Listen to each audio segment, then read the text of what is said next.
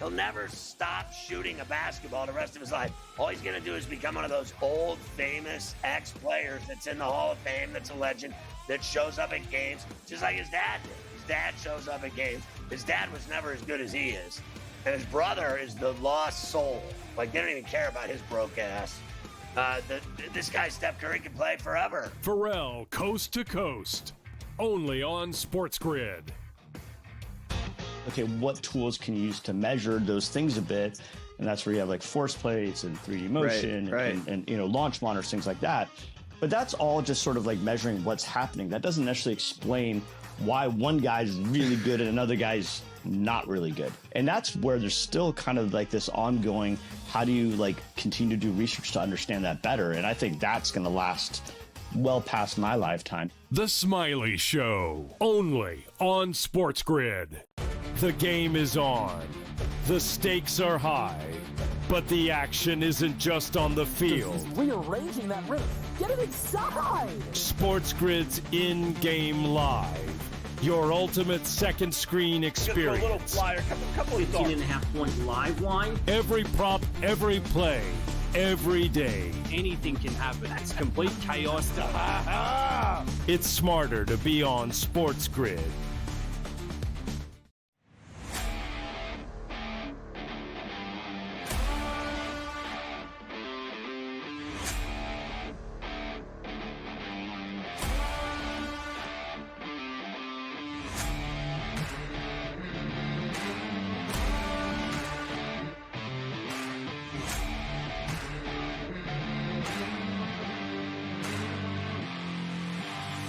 It's smarter to be on SportsGrid.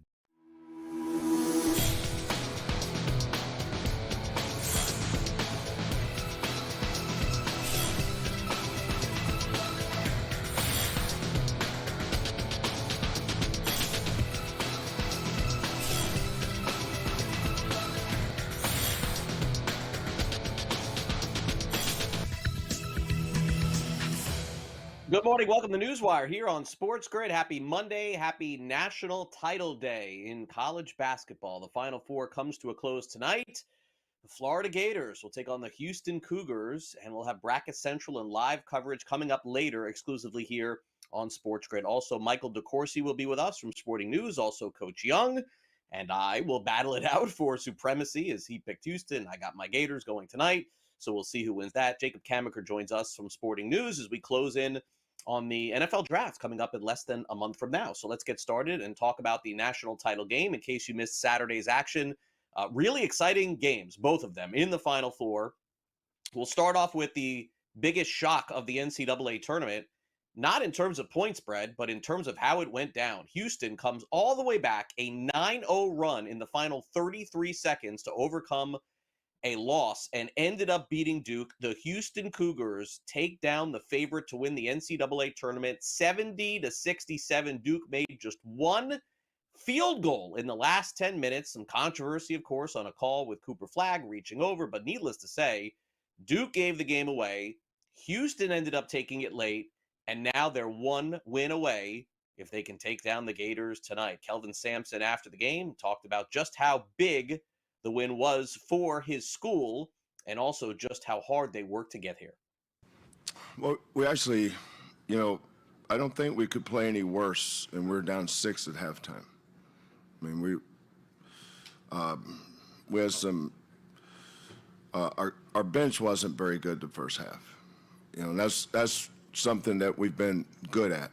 I'm not going to call out who, but all three of those guys can play better. So instead of ranting and raving at halftime, I was probably more calm and positive because I thought that's what they needed.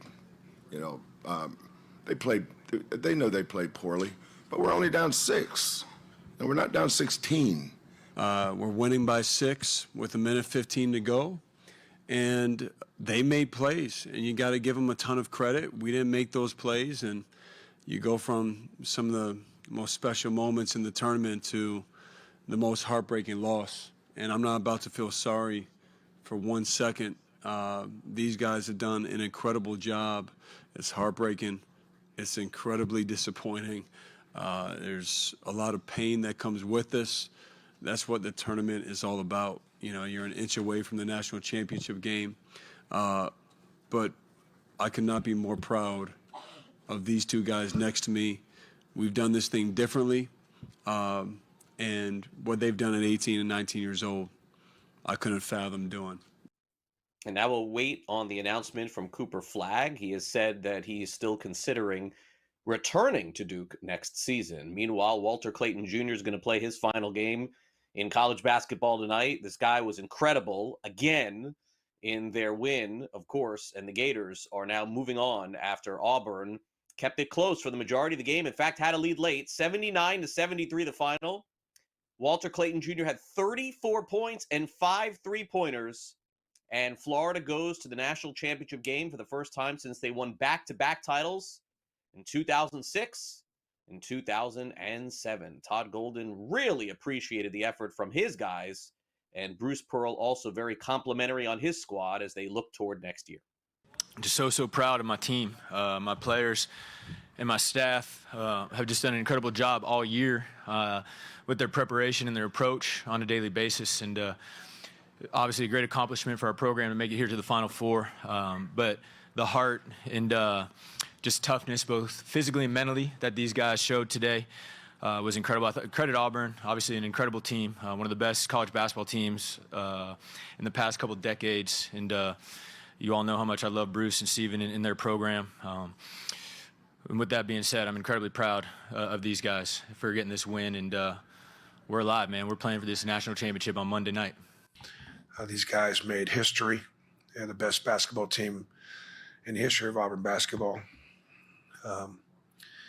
They gave us a ride that won't ever be forgotten. And they did so many great things both on and off the court that I'm extremely proud of. Played beautiful basketball in the first half. We were prepared. We had a great game plan. They executed really well. We only turned the ball over twice. Second half, Florida's effort and energy. The fact that we're not as deep as what we normally are was a factor. And I thought fatigue was a factor. As a result, we weren't able to maintain control of the game, which I think if we had taken care of the basketball a little bit, not turned it over and given those so many easy ones, we could have been in position to win the basketball game. Great season for Auburn, nonetheless. Also a fantastic season once again for the UConn Huskies. They win the women's national championship yesterday. It's another one as they cut down the nets for Gino Auriemma. It's his 12th title at UConn. Incredible. Paige Beckers ends up leaving UConn with a 17-point, 6-rebound game. She's expected to be the number 1 overall pick in the upcoming summer WNBA draft. Auriemma actually talked after the game about not being prepared to speak in case the team lost.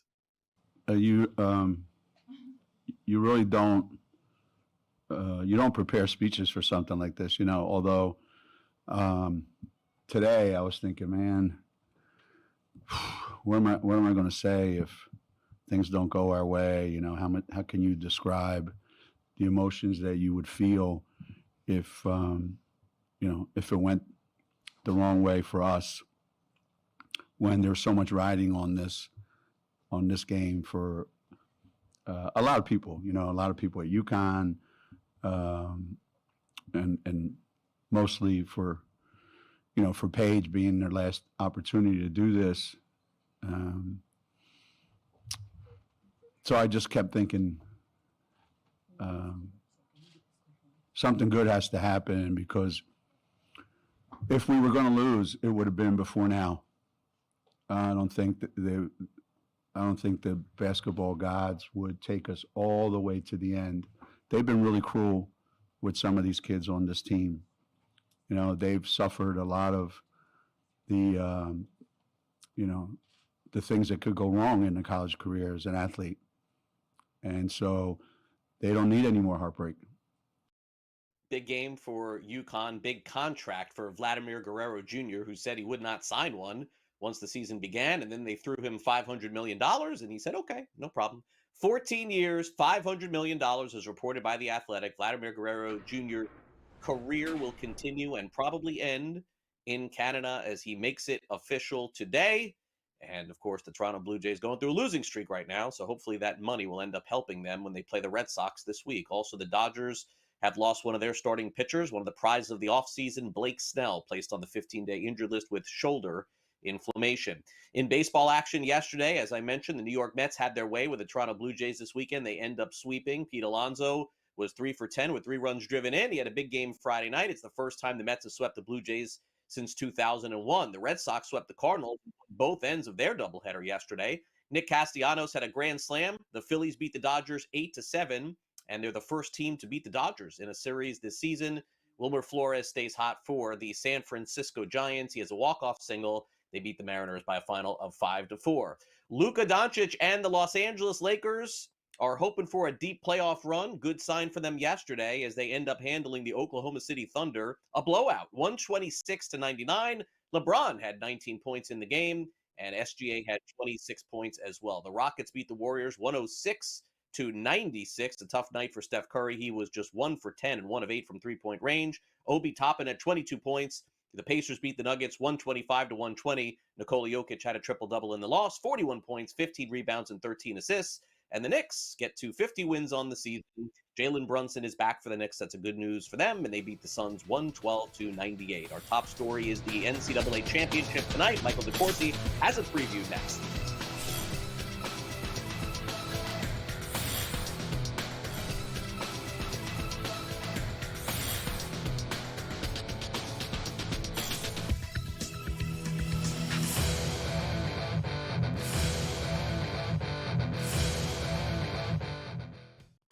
Okay, what tools can you use to measure those things a bit? And that's where you have like force plates and 3D motion and you know, launch monitors, things like that. But that's all just sort of like measuring what's happening. That doesn't necessarily explain why one guy's really good and another guy's not really good. And that's where there's still kind of like this ongoing, how do you like continue to do research to understand that better? And I think that's going to last well past my lifetime. The Smiley Show, only on SportsGrid. He'll never stop shooting a basketball the rest of his life. All he's going to do is become one of those old, famous ex-players that's in the Hall of Fame, that's a legend, that shows up at games, just like his dad did. His dad shows up at games. His dad was never as good as he is. And his brother is the lost soul. Like, they don't even care about his broke ass. This guy, Steph Curry, can play forever. Pharrell, Coast to Coast, only on SportsGrid. These guys are barreling everything right now that are hitting well. Pitching is usually ahead of hitting this time of year, but torpedo bats is what we're reading about, Tom, and I think it's hilarious. Will the pitching be out in front, or are the bats actually this strong? So it's going to develop over the course of weeks. And again, if all teams have the ability to do so, be creative with it and get out there and use it. Game time decisions, only on SportsGrid.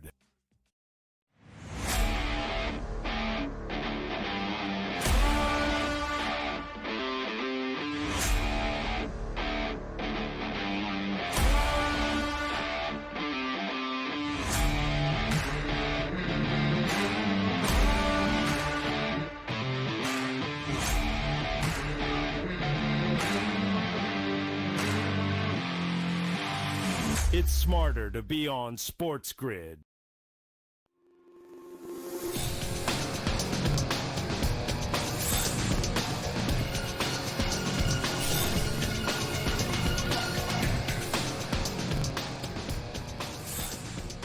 Michael DeCourcy has cleaned up, and he is ready to go. Look at that tie. He is just prepared tonight for the NCAA tournament. We still got a lot of time left before that happens. So, Mike, got to get ready for this big game tonight. You're looking the part here on NewsWire. Thanks for coming on the show. And, yeah, I guess before we get to the preview of tonight's game, let's talk about one of the ultimate comebacks and collapses, I think, in the history of the Final Four.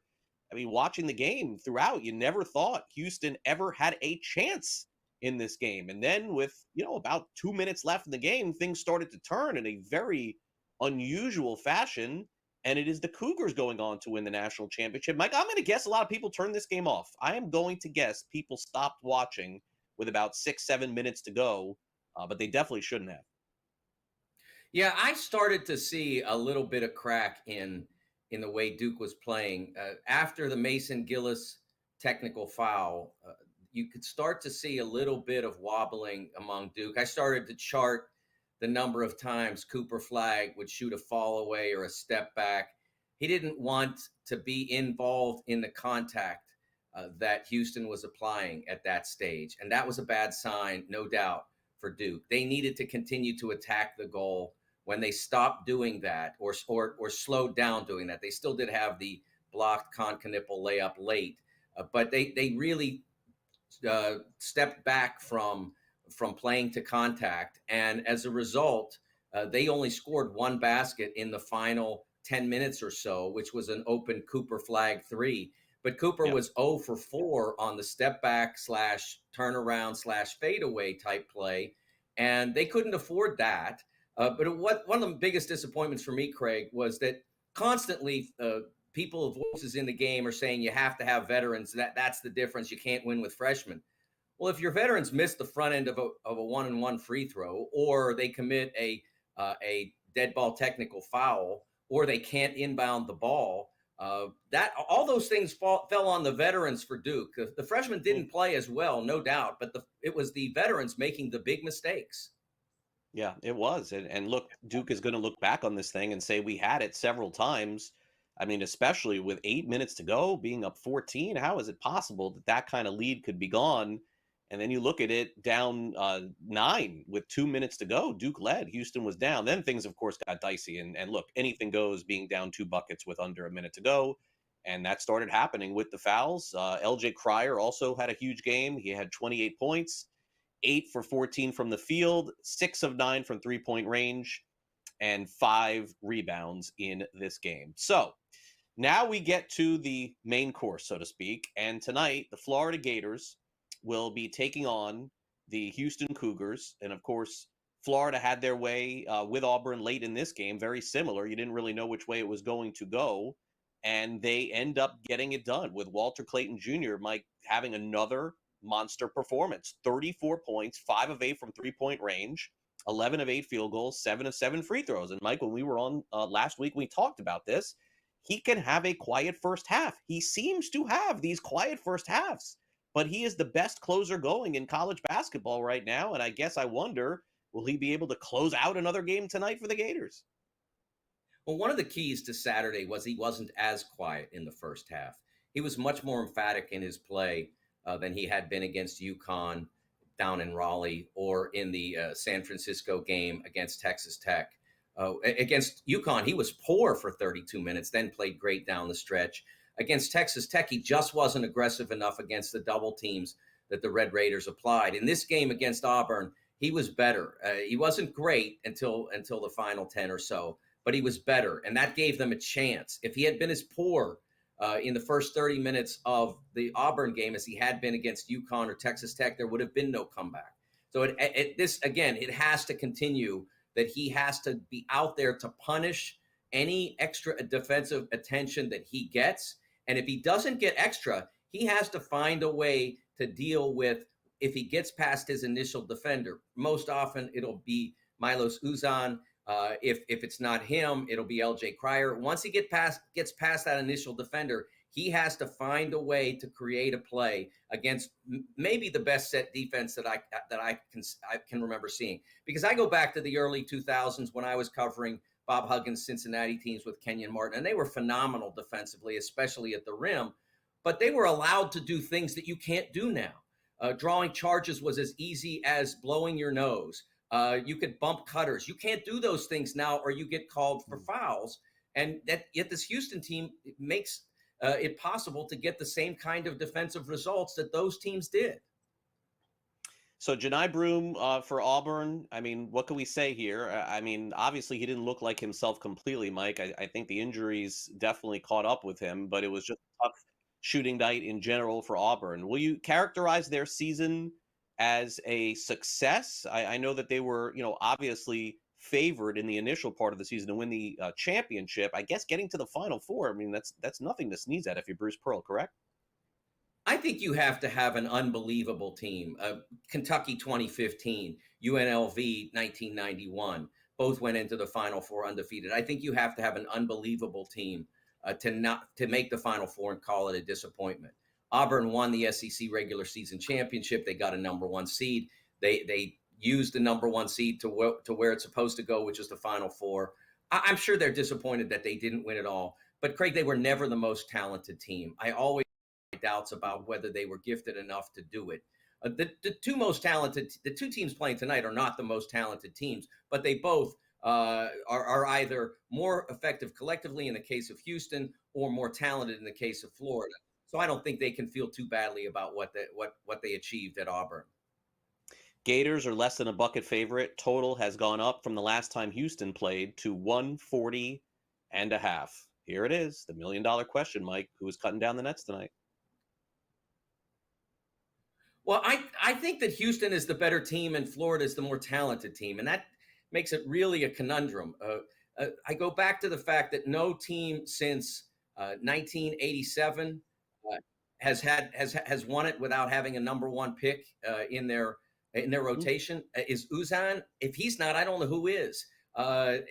Really, we haven't had a team that won it without a top 30 pick since we had a draft. I just don't know if Houston has that. I'm going to go with history and say the Gators, but I sure as heck wouldn't bet the over on this. All right, fair enough, Mike. Thanks for coming on. Enjoy the game tonight.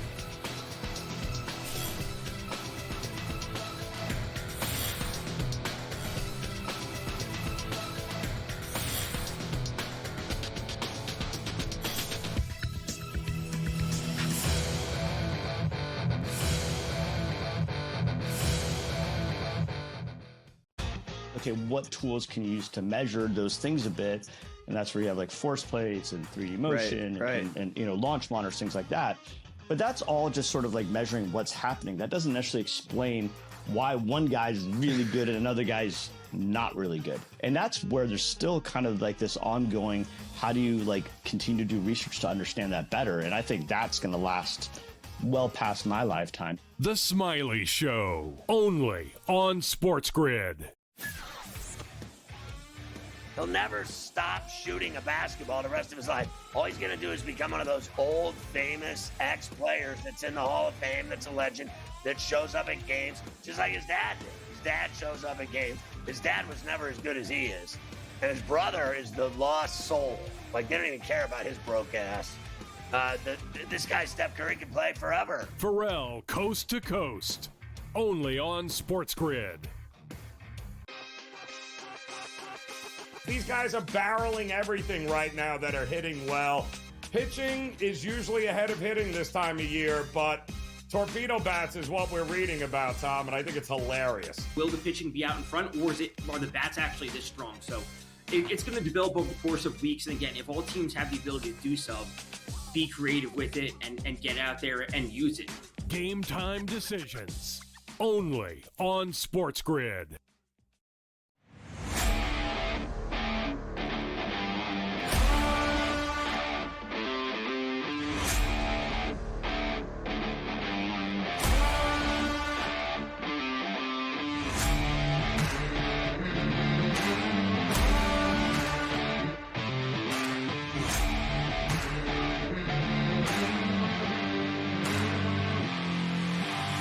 It's smarter to be on SportsGrid.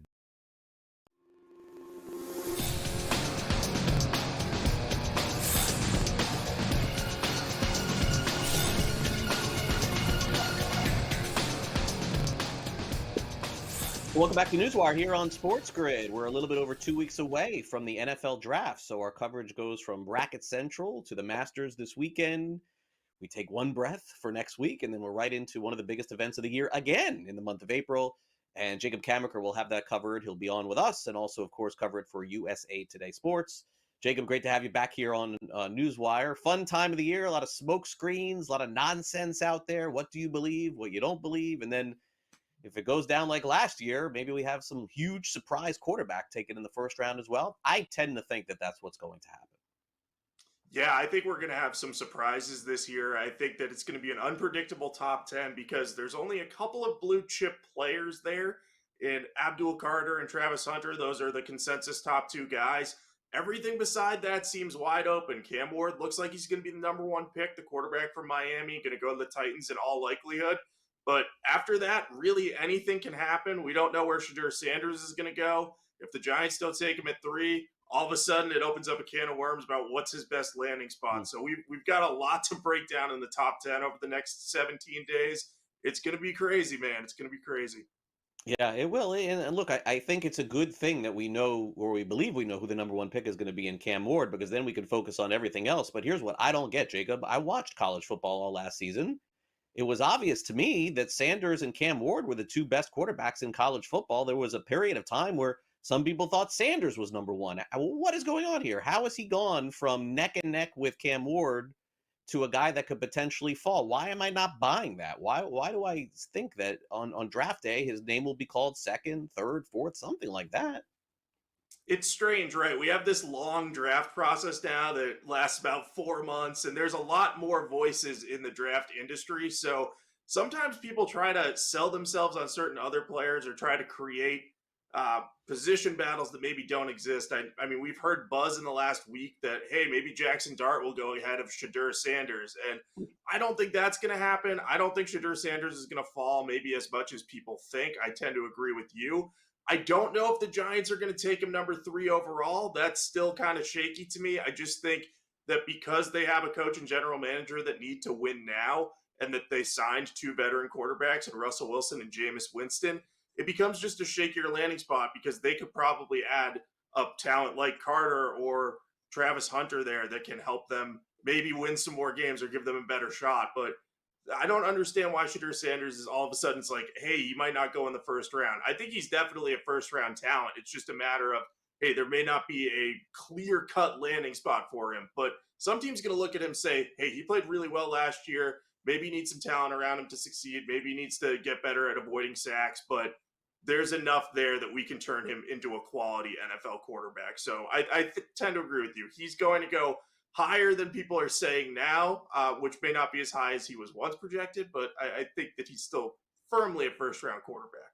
Yeah, well, here's what I sort of don't understand, Jacob, is that I don't think, look, we understand college football is now mirroring the pros more than ever, where it's a quarterback league in the NFL, and it's a quarterback league in college, so to speak.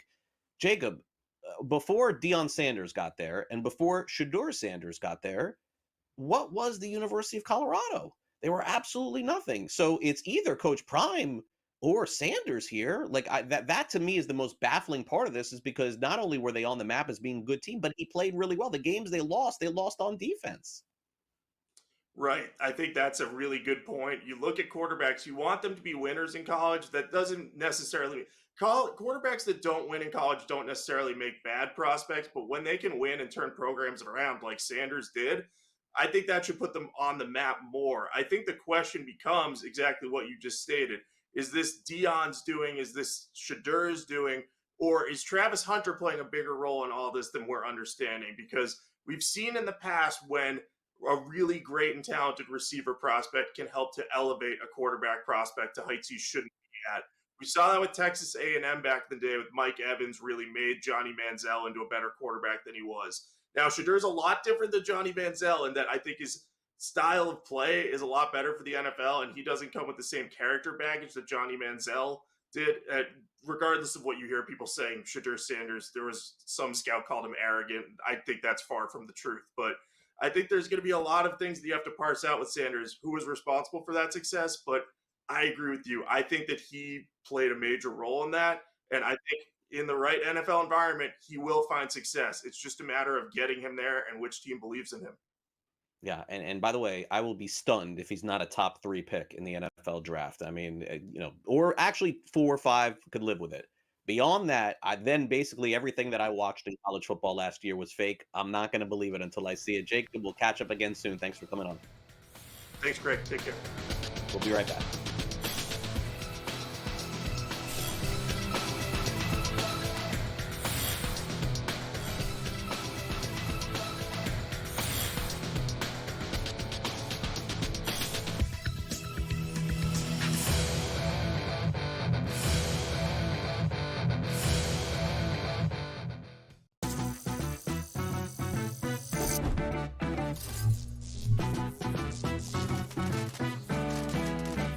Here's a tip for my fellow golfers and gamers.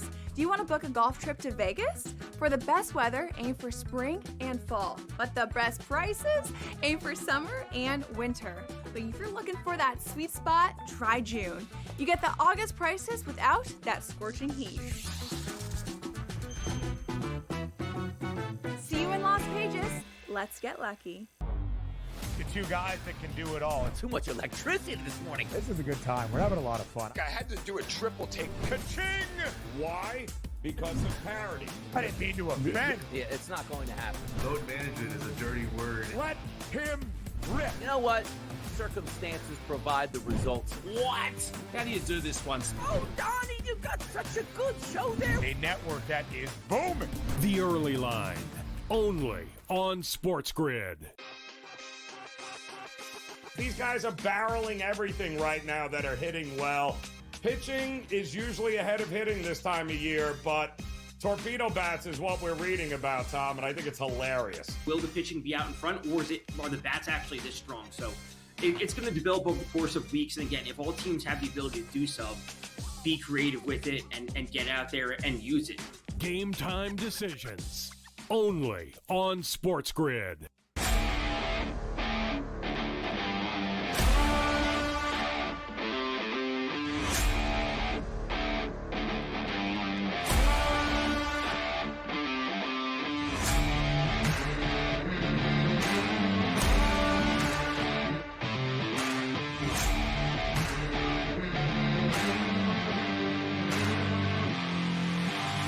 It's smarter to be on SportsGrid.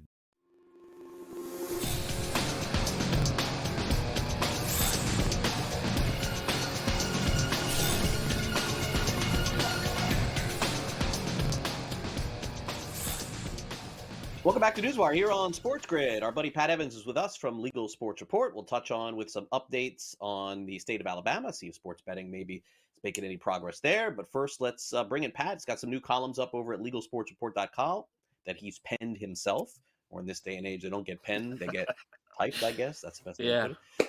Pat, welcome back here. Let's start off. Man, this year is the story thus far, quarter one, prediction markets. All we do here is, with whatever we're talking about as far as sports betting is concerned, these prediction companies that have jumped on the scene over the last, let's say, year or so, trying to find a way to, skirt around different laws. The state of Michigan thus far not really having it, and you got to wonder, Pat, are these prediction market companies all going to be under serious fire at this point? Because it certainly feels like no state is shy about trying to kick them out. Yeah, and I think I'll give a little plug to the Legal Sports Report podcast because we do break down this. And this past week, we actually talked about how kind of the last couple of years we've had these industries coming in and trying to take part in sports betting, or at least garner some of the flash that we've gotten with this market. First, it was DFS 2.0. Then last year, it started being the sweepstakes. Now it's these prediction markets, which started with crypto and Kalshi. Kalshi really came on last year with the election betting that they started to offer in October. And then, then we've gotten some okays for the Super Bowl and now March Madness. And now they're just open season on sports, and we'll see more and more. And it's a really, it's seen on Robinhood. It's just basically that trading. You get to pick something in the future and see if it pays off. The CFTC says it's okay. That's the federal regulator of these trading markets. And so far, they say it's okay. And now we're seeing states coming out and saying, no, this isn't okay. This isn't something we want. First, last month, it was Nevada, who, of course, has been the strongest regulator of gaming because of Las Vegas and how important the gambling industry is to them. And they said, this is unlicensed gambling. If you're offering this stuff that our licensed regulated operators can't, then you can't do it either.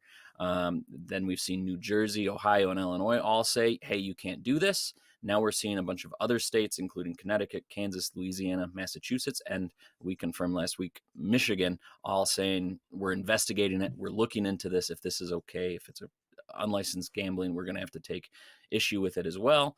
And then just today, we've seen reports come out that the CEO of Kalshi is saying, you know what, we don't really care what these states say. The CFTC says it's okay. We're going to keep offering it until the CFTC says no. And so we'll see Right. what happens there. There's some lawsuits against Nevada and New Jersey going by Kalshi after they sent the cease and desist. So this is going to get really kind of spicy, I think, coming up and seeing what happens to this industry. In Nevada, we've seen Rep. Dina Titus, who, of course, takes a lot of gambling issues to Washington, and she's asked the CFTC to halt this trading. The CFTC, in at least a couple weeks' time, will be holding a roundtable on this, on the sports prediction trading markets, to see kind of why this is or isn't okay. So yeah, it's definitely kind of the story of the year in the gambling world, even though they're claiming it's not really gambling. It's, anything. It's like the stock market, which my dad always told me is a legal form of gambling. So, it's going to be fun to watch. But Michigan, as we've talked about ad nauseum the last couple of months, including last week, they sent 13 cease and desist letters to offshore operators, and on top of confirming this investigation in prediction trading markets. Michigan is very, very active in regulating and making sure the gambling industry is well regulated up here in Michigan. Yeah, no, it is one of the bigger stories of the year to see if at the end of the year some of these operators are still functioning. Okay, well, no sports betting in Alabama, as it looks like here. Again, another column you can read over at legalsportsreport.com. Pat talks about this, and Pat, not a huge surprise here. I guess though, at the one point here, we have learned maybe why they are not legalizing sports betting in Alabama. I guess constituents want to know where the tax money is going before they approve it, but that would seem to be something easy to get past, shouldn't it? You would think, but Alabama's just been this crazy market for gambling. I mean, they were one of 5 states without a lottery, and that's kind of been the crux of the issue the past 20, 25 years, is they've constantly tried to somehow legalize or at least bring up legislation to start an Alabama lottery. And just more recently, they've started rolling in casino gaming, sports betting, and it just has not moved the needle. And there is a lot of concerns for the local taxes, where that money goes. And it seems like that's something that the legislators could work out and make happen, but just hasn't.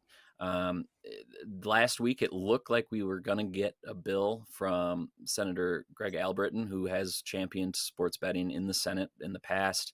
A couple years ago, we had a Senate bill that passed with casino gaming and online sports betting and the lottery. It then fell on deaf ears in the House. A couple years later, last year, the House passed over basically the same legislation to only fall flat on the Senate floor. And then this year, Albritton came out and last week and said, I'm close. I'm trying to get the votes. They need 21 votes to get through the threshold. They had about 19 from what we were hearing. And so he didn't end up dropping it. And then all of a sudden, just out of nowhere, the speaker or the Senate president says, nope, this is dead this year. And then this weekend, Albritton basically came out and said, because we've had so much trouble passing this, that he feels that this issue's kind of dead for another 20 years. And again, they've been talking about expanding the lottery or entering a lottery for the last 20, 25 years. So Alabama is a very, very tricky state when it comes down to this gambling issue, any gambling issue. And it doesn't seem like there's any end in sight. And especially when the main sponsor is coming out and saying this is just not happening. This isn't working out. So really interesting down there in Alabama. And surrounding it, Georgia's, not doing anything in sports betting anymore. There barely any sort of murmurs out of there this session. Mississippi, of course, the online expansion just keeps falling on a deaf ears. South Carolina can't get anything started. So the Southeast, besides your Florida, kind of slow there in gambling.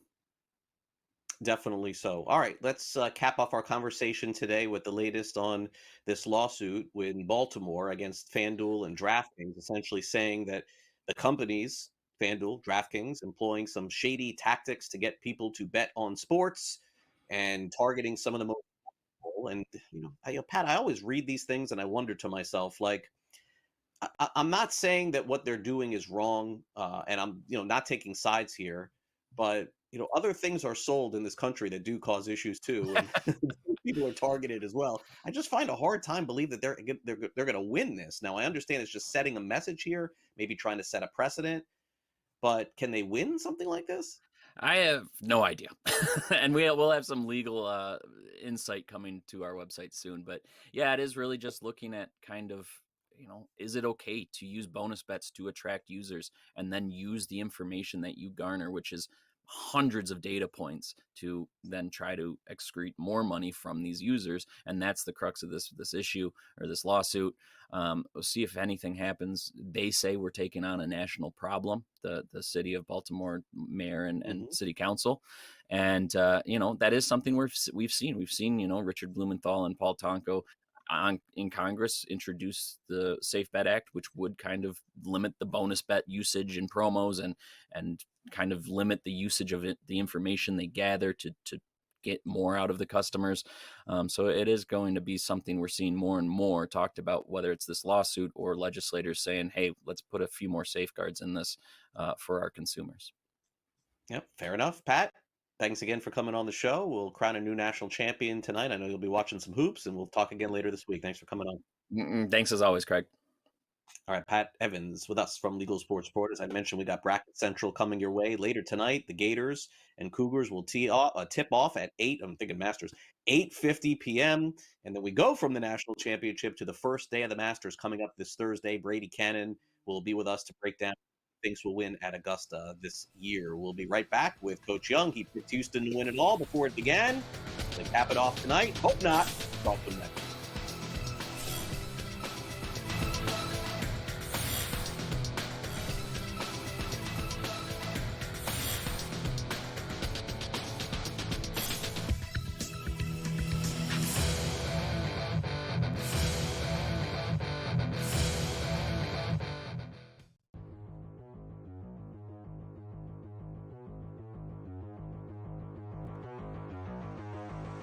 An impressive debut it was for Mackenzie Gore of the Washington Nationals. He ended up having the most strikeouts of anybody thus far in a Major League Baseball game this season.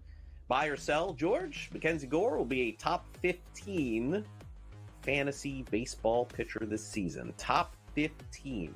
Buy or sell? These questions are made up by Sam Yarnell, our producer, man behind the glass here. Who's a Washington Nationals fan here? You ever get the feeling that he just made this where you have to say buy, all right? Because top 15? Yeah, I think he'll be top 15. Come on, Sam, make it top 10. Make it a little bit more interesting. Maybe even top 5. Yeah, I think he's got the upside to be that. Once again, he is a good pitcher anyway. Once a top prospect here, you're pitching in a good pitcher's ballpark here. I think the upside is there for him to be much better than top 15. Top 5 may be pushing it, but I think he'll be inside the top 10. So yes, I am all on board the Mackenzie Gore train. All right, yeah, I think that I am going to buy this too, man. I don't know. He's just, and again, it's not just that one start for me. I think I have the video somewhere. I was like literally sitting behind home plate for one of his starts in Palm Beach, and I was like, wow, like this guy's stuff looks really, really good. Yeah, I'm going to buy it too. I think he's a potential Cy Young Award candidate. As George said, you're dealing with bigger markets and bigger names with LA and some of the other teams. Arizona's got some great pitchers too. But I think he's definitely in the mix. And look, do I think he's a top 2 guy? No. Do I think he's a top 15 guy? Yes. I'll buy that. As his season, I think, is going to be a special one for him. Fantasy sports today. Weekends starting at 8 a.m. Only on SportsGrid.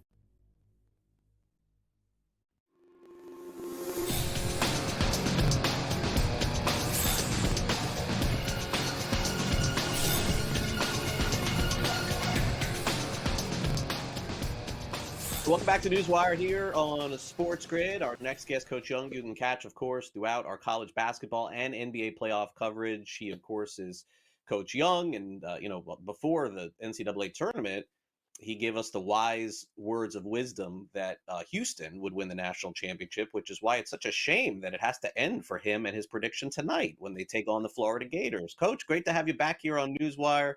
I mean, it's going to feel so good right up until tip-off, and then, unfortunately, it comes to an end tonight. Well, we shall see, Craig. Great to be on with you. And honestly, let's just hope for good basketball. I know people before the tournament started, no upsets, no Cinderellas. If you look at really from the Sweet 16 on, I know you've had a couple of blowouts. You've had really, really good basketball games, compelling comebacks, storylines, and we'll see. I've been on Houston since the beginning of the season. I haven't wavered. I was on UConn with the women, early on in the season. So let's see if I can go 2 for 2 in basketball this year. All right. Well, we will see tonight. You know what I'm rooting for. Walter Clayton Jr. has been fantastic. He's, arguably been the best player in the NCAA tournament thus far. Coach, what makes him so dangerous at the end of the game? I mean, he is literally the ultimate closer in basketball right now. You said it right there, the ultimate closer. I mean, if you look at his performance down the stretch versus Texas Tech in the Elite Eight, down, how he closed the game. You look at the game against Auburn, they were down second half. He basically, I know Elijah Martin did some plays and got some fast breaks, and Howell got to that foul line and made some plays, but it was Walter Clayton Jr., let's be honest. And it's pretty much a guard league, the NCAA, when it comes down to it. So he's been dynamic. His big shot ability has been tremendous. And we'll see tonight, because tonight he's going to be tested. He's going to be tested by the best defense in the country. He's going to be tested by the best defensive coach in the country. And he's going to be tested by a team that's experienced, that has depth, and could be the most in-shape team you've ever seen in college basketball. Yeah, it's going to be a phenomenal game. Gators -1.5, total 140. Let's close the book on Auburn. Johni Broome had to be hurt, right, Coach? I mean, he was playing clunky, it felt like, at the end of the game. I don't know. He just seemed like a different player in that game, especially down the stretch, than he did in some of the others. And kudos to him for even playing in this game. I'm guessing if this was regular season, he probably would have been out a couple weeks. Yeah, the shoulder and then obviously the ankle. He kind of hobbled around. Got off to a great start, let's be honest, Craig. 12 points in the first half. But in the second half, only 3 points. And I don't think Bruce Pearl did a really good job of getting him the ball in spots where he could succeed. You can look at the charge call that Condon got on him with about 3.5 minutes ago. And Craig, I don't know if he got another shot off the rest of the game. It seemed like a lot of chucking from the 3-point line. So you got to credit Florida. The reason why I like Florida in the game versus Auburn was the fact that I thought with Chinaloo, with Howe, with Condon, they were going to have enough bigs to rotate around and guard Johni. What makes tonight intriguing is it's big with big. You have 3 bigs on Florida's side. You have 3 bigs on the side of Houston in regards to Francis, Tugler, and obviously Jerron Roberts. So to me, this is why it's interesting. Sometimes depth overtakes star power, and that's what happened with Florida in regards to how they guarded Johni Broome. As far as the next game goes, then we'll preview tonight's game. Most people, at least that you read or you see on social media, say Duke blew it. I think there's definitely a degree of that. But, Coach, didn't Houston have to make shots down the stretch, too, in order to win that game as well? I mean, yes, the Blue Devils didn't hit free throws. They couldn't hit shots. They were giving the ball away at the end of the game. But if Houston didn't make their shots, Duke would be going to the national championship tonight. Yeah, I think Houston didn't win that game on Saturday night. They won that game over the totality of the season. You start with the preseason and the running and the conditioning, seeing that video of seeing the average. I want people to think about this for us, people that understand sports. The average mile of the entire Houston Rockets, and probably fast as a rocket, Houston Cougars, was 5 minutes and 19 seconds. Just think about that. You're talking about Tugler and Roberts and these bigs running 5:30, 5:35 miles. That's absurd. And then the practice, you see, we used to call the old Oklahoma drill where you roll the ball out and you dive on the loose ball. Toughness. But also going during the season, right? Losing 3 games in overtime, being down by 6, member at Fog Allen, and coming back hitting 2 threes and winning in overtime. Houston was ready for the moment as the game got tight. Duke got tight as the game got late. It was just a difference of a team that's been there and been challenged versus a team that had not. 30 seconds on Cooper Flagg before we get to tonight's game. What percentage chance he goes back to Duke? Is it less than 1%? The amount of money, you would know this from NewsWire, the amount of money that he could lose could be upwards of $50 million if he came back for another year. I know he loves Duke. I know he loves what's going on there, but he's going to go pro. He's going to be a fantastic pro. And I want people to push back on, he missed a shot late. Oh, he slipped against Clemson. Oh, he turned the ball over against Kentucky. No. This guy's a great player, and he's going to be a phenomenal pro. And we were lucky enough to have him in college basketball with the NIL instead of seeing him on over, one of these league at night teams where he wouldn't have seen him every night. Okay, so we know you're going to take Houston tonight over my Gators, so we're going head-to-head here. The Gators are a 1.5-point favorite. I guess you can talk tempo here, total 140.5. How does this game play out in your mind in the end? Well, simply put, I'm going to put it to your audience like this. If you think Florida's going to win, game's going over. If you think Houston's going to win, game's going under. Houston does an incredible job of playing games at their pace and slowing the game down. I really do believe they will slow the game down and win this game in the end with their experience and their toughness. I think the bigs will neutralize the bigs of Florida, and I think they have more shot-making ability. Two players to look at in regards to props. If you can bet them, Walter Clayton Jr. I don't know if I'm Kelvin Sampson. I'm going to let him get to 20 points. That's why I like the under. And one of the biggest X factors, Juwan Roberts. Doesn't have to guard Cooper Flagg. Got 11 rebounds last game, 6.5. I think he goes over that number. Coach, enjoy the game tonight. We'll catch you on Bracket Central, and we will talk again for the NBA playoffs. Thanks again for coming on. Thanks, Craig.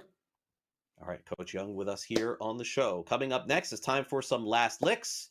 It's the first time win on the PGA Champions Tour for a player that we haven't called his name in quite some time. Also a record-breaking day yesterday for Alex Ovechkin. We'll be right back with more NewsWire next.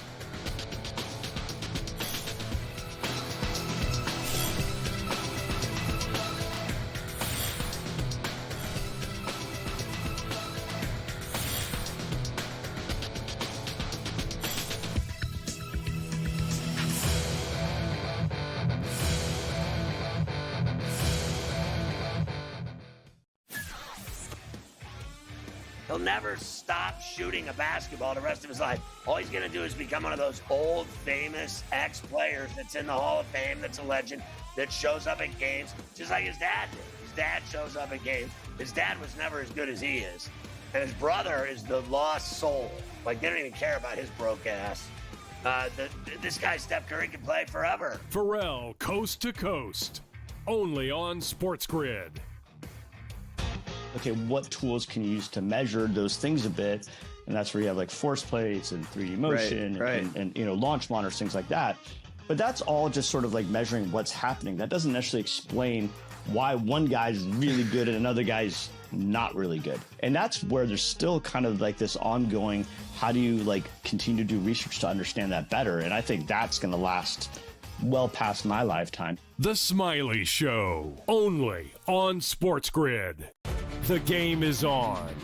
The stakes are high. But the action isn't just on the field. He's rearranging that ring. Get it inside! SportsGrid's in-game live. Your ultimate second screen experience. Just a little flyer, couple 18.5 point live line. Every prop, every play, every day. Anything can happen. It's complete chaos. It's smarter to be on SportsGrid.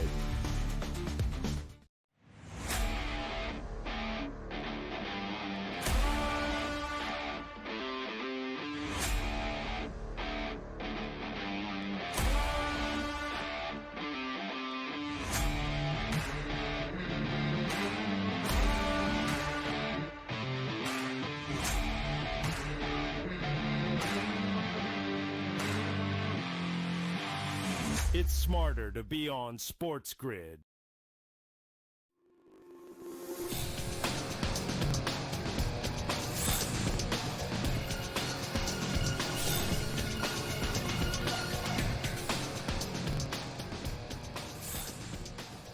Welcome back to NewsWire here on SportsGrid. You remember the name Angel Cabrera on the PGA Tour? I know, it's been a long time. We'll talk about him. Also, a mishap at a rugby match this weekend, in case you missed that, and a whole lot more. It's time now for us to wrap up this Monday edition of the show with some last licks.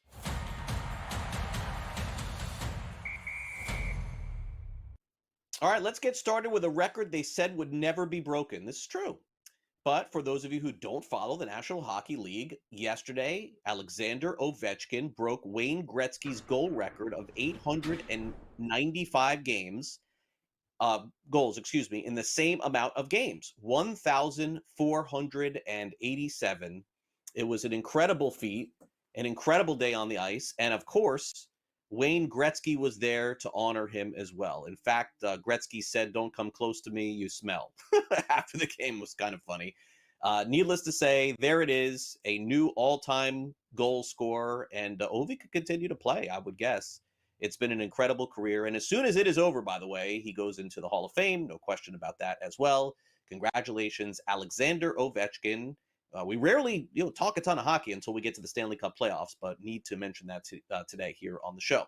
All right, in Wales, there was a rugby match which was delayed for something that you generally never see. There was a parachuter who was coming into the field or the pitch of play, as they would say in rugby, and this gentleman actually got caught in the rafters. In fact, as you could see there, and there is video online that you could find either on social media and YouTube, he was stuck there for about 20, 30 minutes. They had to actually get somebody to get him down. Needless to say, it made national attention and national story for this actually happening. We've seen parachuters before come in. You may remember a boxing match about 20 years ago that I think it was Riddick Bowe and Evander Holyfield, where they went on to where parachuted in. They had to tackle the guy and everything like that. But this was basically one that you could not have predicted here, and just hanging there for minutes at a time. Now, this person ended up being okay. What's interesting is our producer here, Frank, and me, we could not find the name of this person. We're looking all morning long to see what this person's name was. I guess it really doesn't matter in the end. It just matters that you're not going to have parachuters having this happen anytime soon. Okay, so delicate story here to bring you into the end here, because there's a player who used to play on the PGA Tour. In fact, he won the U.S. Open back in 2007. You may remember his name from years ago. His name is Angel Cabrera. He was a really good golfer, played on the PGA Tour for a long time, and as I mentioned, beat Tiger Woods at the U.S. Open back in 2007. Well, after that, Angel Cabrera had a lot of issues off the golf course. In fact, he was accused by several women of domestic violence, and he actually was extradited and spent several years in prison. And for the first time in almost 20 years, would you believe that he ended up winning an event on the PGA Tour? Yes, there was a brand new event that premiered this weekend in Boca Raton on the Champions Tour, which used to be the Legends Tour, used to be the Senior Tour, and Cabrera ends up taking it, shooting 1 under for the tournament in Boca Raton, Florida. Now, the bigger question is for those of you who pay attention to this sort of stuff, as far as players who played in the past, will Cabrera play in the Masters this week for the first time in several years? That answer is yes as well. In fact, he'll be at Augusta playing for the first time since 2019. So take that story however you like, but we thought we would bring it to you here at the end of the show.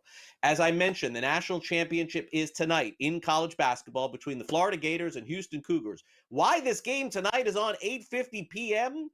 That's the tip time tonight? You kidding me? All right, fine. We're going to watch it. So make sure you catch Bracket Central tonight, leading you right up until the game. And then, of course, we'll have in-game live throughout and game time decisions. And, of course, Gabe will wrap it all up tonight with Sports Rage. Florida right now 1.5-point favorites. Total 140.5 over on the FanDuel Sportsbook.